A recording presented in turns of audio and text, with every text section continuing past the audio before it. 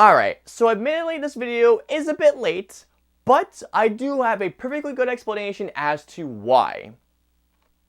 Great games. Love this one, by the way. But anyways, in case if you guys haven't noticed, from January until now, there have been a couple of movies that have come out in those months that I did not review. And like I have mentioned in my previous late reviews Roundup videos in the past, it's not that I didn't want to review those movies, it's either that I did not get the chance to see that when it first came out, even though we've been living in a time where digital releases have been happening due to this damn virus, or the other reason why is because I just did not have the time to review it when it was originally released now on VOD these days. However, I didn't want you guys to be hanging on my thoughts on some of the films that came out from January until now, so buckle up guys, because it is time for another one of my late reviews Roundup videos, going from the first half of 2020, starting off with, you guessed it guys, I know you've been waiting for me to review this movie, and it's time for me to review Dolittle.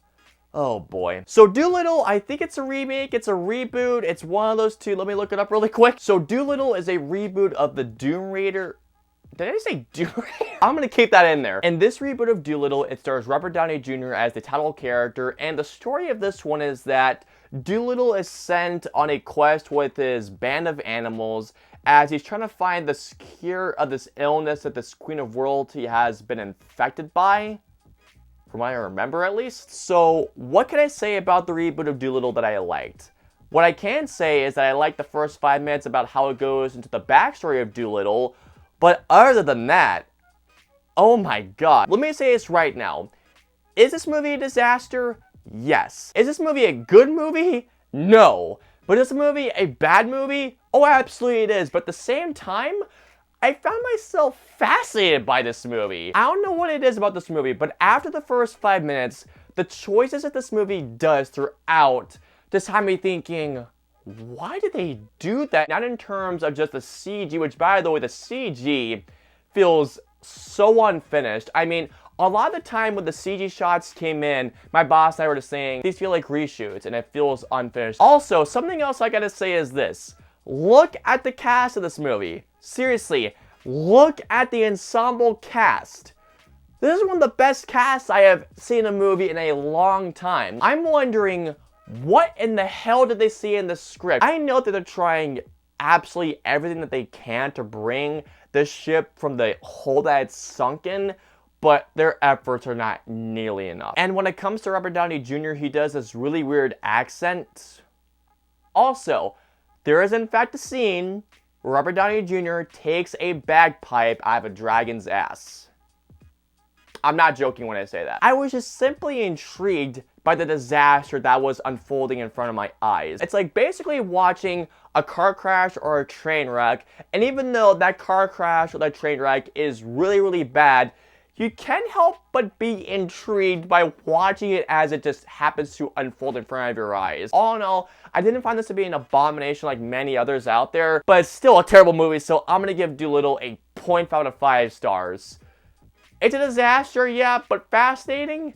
Yeah. Coming up next is a movie that I know you guys have been wanting me to talk about for quite some time, and that is The Hunt. So The Hunt is a black comedy, political satire action film that stars Betty Gilpin, Ike Barinholtz, and also Emma Roberts, even though Emma Roberts is only in the film for like 5 minutes, along with Hilary Swank. And it follows a group of people that have been kidnapped, and they've been put into this field to be killed off by a group of higher class society people. As you can imagine, the people that have been kidnapped are lower class society of people, and they're basically at war with one another. This is a movie that, even before it came out, it has been soaked, and I mean drenched in controversy. I mean, this movie has been attacked by many people, primarily because I think that a lot of people thought that it was going after basically one side of the political spectrum. Now, to get into my thoughts about The Hunt, some people have either really hated this movie, and some people have really enjoyed this movie. I haven't really encountered a person that's loved the movie, but what side am I on? I enjoyed this movie quite a bit, actually. So first of all, getting into the performances, Betty Gilpin is an absolute rock star. I want to see her in more stuff. Ike Barinholtz, for his limited amount of screen time, I thought was also great. Also, I gotta say that Hilary Swank did a great job of playing this deplorable person that just wants to see these people dead. But one thing that I gotta give huge props to is this. A lot of people have been saying that this movie goes after one specific side of the spectrum. No.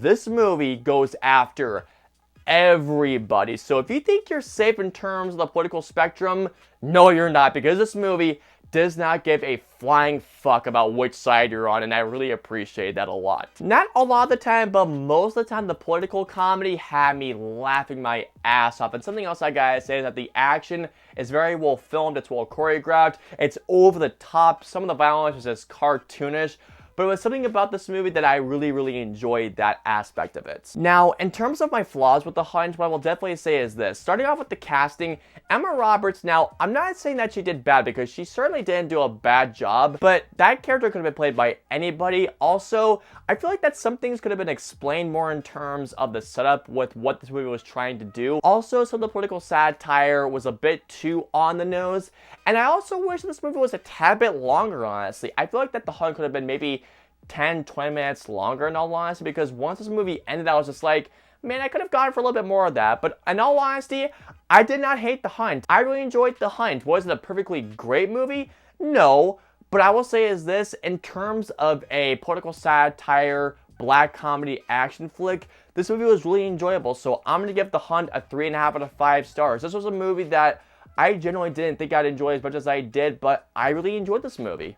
Alright, so coming up next, we're going to be talking about Scoob, the latest computer animated film and also the latest Scooby-Doo film. And in Scoob, we primarily follow Scooby-Doo and Shaggy as it first goes into the origins of how they met up and how the two of them met, Fred, Daphne, and Velma. And then after 5 to 10 minutes, they get separated by Simon Cowell, which was so stupid because apparently it claims that friendships don't mean anything. Yeah, that was really stupid. As you guys, if you guys couldn't tell, didn't like this movie, spoiler, but anyways, after Shaggy and Scooby get split apart from the gang by Simon freaking Cowell, I will never get over that. They get beamed up into the ship that turns out to be the ship of this Avengers-like crew that's headed by the Blue Falcon, voiced by Mark Wahlberg, and it turns out that this villain named Dick Dastardly wants Scooby-Doo for a reason to which I won't go into. I love Scooby-Doo. I loved watching those shows as a kid so much. I really liked the supernatural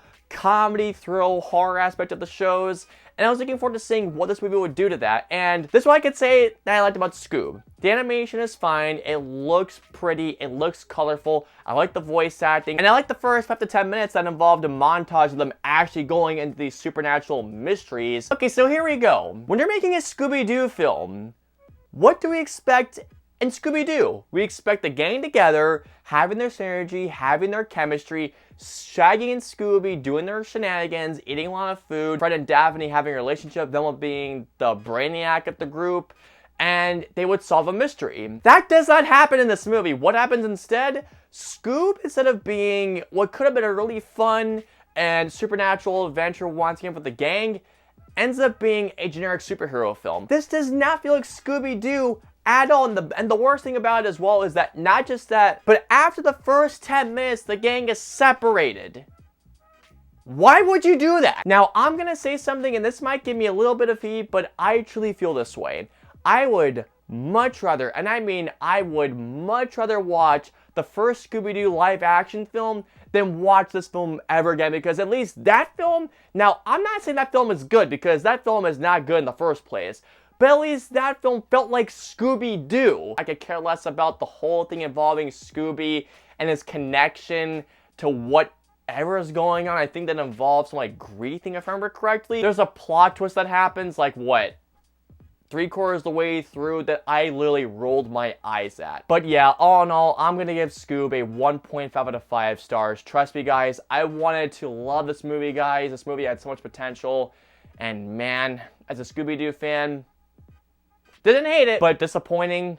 Absolutely yes. Coming up next, guys, we're going to be talking about 7500, a new dramatic suspense thriller that stars Joseph Gordon-Levitt as an airplane pilot that, as he's taking off with his co-pilot, they realize that a group of hijackers have taken the plane. They're trying to break into this cockpit, while at the same time, one of the hijackers did manage to get into the cockpit to stab Joseph Gordon-Levitt's co-pilot, so he is left to decide whether to open up that cockpit door or where to let innocent people die while trying to find somewhere to land. So first of all, before I get into what I liked about this movie, I just want to say, Joseph Gordon-Levitt, good to see you again, man. Seriously, it's been 4 years since Snowden came out? Starting off with everything that I liked about 7500, first of all, Joseph freaking Gordon-Levitt. I mean, oh my god. Now, here's the thing. Joseph Gordon-Levitt is a phenomenal actor. I mean, if you haven't seen his previous movies like 50-50, especially, 50-50, phenomenal flick. This movie is a one-man show that centers all of its weight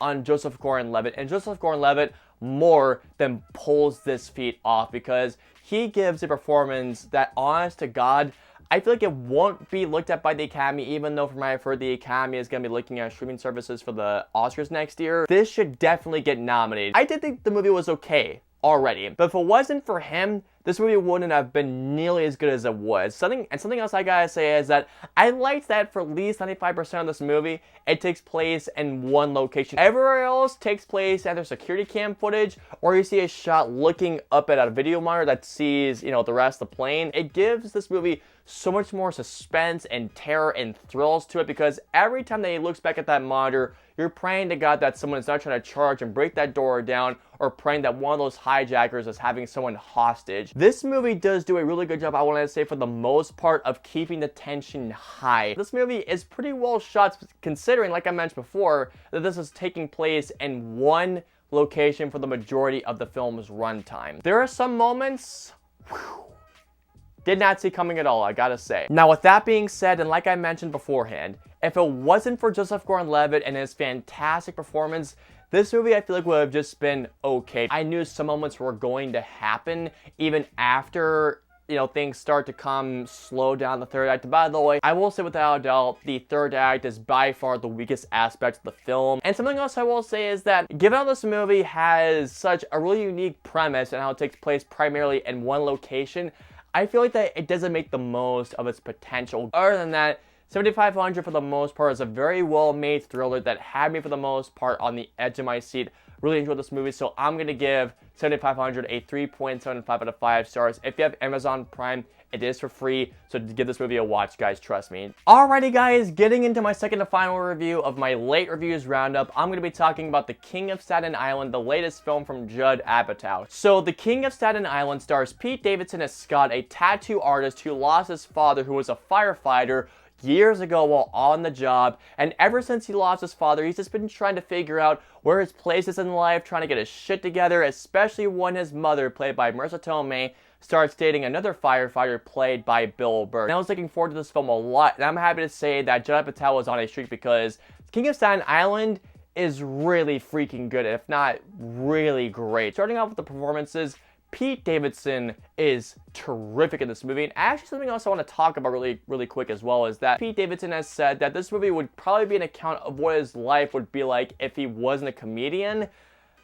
Damn. But it's really nice to see he found his way in life, because honestly, I'm the same way. I mean, I want to be a filmmaker, but knowing the times we're in right now, yeah, that's like happened for a long time. I found myself relating to not only Pete Davidson, but I found myself relating to his character as well. But Pete Davidson gives a great performance along with Marisa Tomei. And by the way, Bill Burr, I loved this movie. He is one of the best comedians out there right now. Obviously, a couple of lines that Bill Burr says that had me dying while I was laughing so hard. And something I liked about him as well is that I liked his connection with Pete Davidson as well in certain parts of this film. This movie, more than a dramatic comedy, it felt like a coming-of-age film, and not just for the character of Scotty, but this felt like a coming-of-age story of Pete Davidson in general. And of course, knowing that this is a Judd Apatow film, Judd Apatow, I feel like for the most part, does a great job of balancing the dramatic aspect with the comedy aspect. I feel like it's actually, if you ask me, Judd Apatow's most mature movie that he has made. Now, here's the thing, Funny People is a pretty mature movie. It is. But this movie, I feel like, is honestly Judd Apatow's most mature movie that he has made. Now, when it comes to my flaws with this movie, like every other Judd Apatow movie out there that he has directed, it feels a tad bit too long. If you ask me personally, there are some parts of this movie that feel like that take a little bit too long to get to the point where it's trying to get to. Some of the comedy didn't really work for me that well, even though there are a couple of parts where I laughed at harder than I expected. I just wish those laughs were consistent throughout the entire film. And if you ask me, I thought the film kind of ended abruptly. But overall, other than that, The King of Staten Island is a great dramatic comedy with some bits of a coming-of-age tale. The performances, especially by Pete Davidson, Marisa Tomei, and Bill Burr, are absolutely terrific. And it's a movie that I feel like that anybody that, like I mentioned before, can relate to, especially if you just don't know what you're doing with your life. So all in all, I'm going to give The King of Staten Island a 4 out of 5 stars. I really dug this movie, guys, and Pete Davidson, seriously, I want to see you in more stuff. You were terrific in this movie. And on to my final review of my late reviews roundup. I'm going to be talking about Palm Springs, the latest romantic comedy starring Andy Samberg and Kristen Milioti as two people who meet up during a wedding at Palm Springs, I can imagine by the title. And while the two of them are out and they're about to do the deed. That was so stupid. The two of them come across this cave that has this really weird red light, and after they go into this cave, they find themselves stuck in a time loop, and that is all I'm gonna say when it comes to this movie. Now, Palm Springs was a movie that I had heard many great things about. A couple of my friends said they absolutely loved this film. Palm Springs, I gotta tell you guys, this movie was fantastic from start to finish. Other than one flaw, and I guess a nitpick, starting off with the performances, first of all, with Andy freaking Samberg. Seriously, Andy Samberg is a terrific actor, and if you guys haven't seen him in previous movies, I highly recommend it, but I've always found this guy as a very funny actor, but I never knew that he was this good as a dramatic actor. I'm now being sure. There are many scenes in this movie where Andy Samberg has a great laugh, but in terms of the dramatic stuff, he brings it, along with Kristen Milioti, who, by the way, their chemistry is great. The way how they banter back and forth, tell each other jokes. There was a couple of jokes that had me laughing my ass off. And when it came to the romance aspect, I really believed in them as a couple. This movie, when it comes to the Groundhog Day concept, I think there's only been a few movies. I mean, the ones I know of are, of course, Groundhog Day and Edge of Tomorrow. I know there's probably a couple of others that I'm not thinking of, but this movie, what it does so well with that concept is that it takes the concept and it turns it on its head, bringing in something that we have never seen before with the whole concept of someone who's reliving the same day over and over and over again. By the way, J.K. Simmons, hilarious in this movie, by the way. In this movie, I'm not gonna lie to you guys, there was a scene or two that brought the feels. Like, I was not expecting that at all. And something else that I gotta say that I really liked about Palm Springs was how Andy Samberg explains the time loop to Kristen Milioti's character. I thought it was actually quite genius. Now, when it comes to the things that I didn't like about Palm Springs, two in particular, one of them being that Kristen Milioti's character gets her hands on something that I don't know how she got her hands on, but it's her way of getting out of this time loop. And how she got her hands on this particular thing, I wish was explained a little bit more. And the other thing is that I kind of wish they went into the time loop a bit more, but otherwise, guys, Palm Springs is a fantastic romantic comedy time loop that takes the Groundhog Day concept and turns it on its head.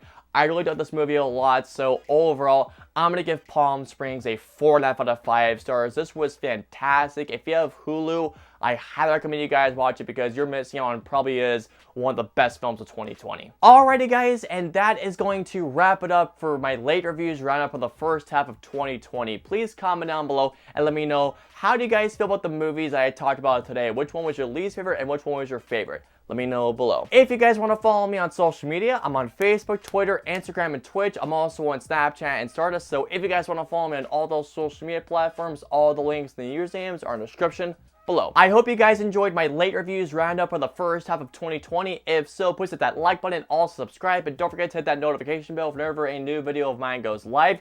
If you guys want to see any of my previous 2 videos or reviews, please click it right there or there. And of course, until my next video or review goes live, I will see you guys next time.